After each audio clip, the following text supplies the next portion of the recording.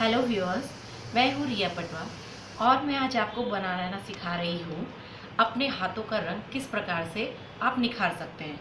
आपको उसके लिए चाहिए मुलैठी पाउडर, टमाटर का जूस, नींबू का जूस और गुलाब जल। हम इसको इसमें ऐड कर देंगे। पहले मुलैठी पाउडर में आप टमाटर का जूस मिलाएंगे, फिर हम इसमें नींबू का जूस मिलाएंगे और इसे अच्छी तरह से मिलाएंगे। फिर हम इसमें जो हमारा गुलाब जल है उसको हमें अच्छी तरह से इस प्रकार से मिला देना है। अब हम इसको अपने हाथों पर इस प्रकार से लगाएंगे। आप देख सकते हैं कि बहुत ही आराम से हम इसको लगा रहे हैं। आप इसको अच्छे से हाथ पर घसिए।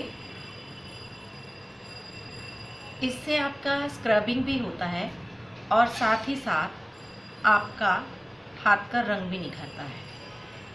ये देखिए, हमें इसे अच्छी तरह से घसना है और उसके बाद आप इसको या तो धो सकते हैं और या इसको स्पंज से इस प्रकार से पोंछ सकते हैं।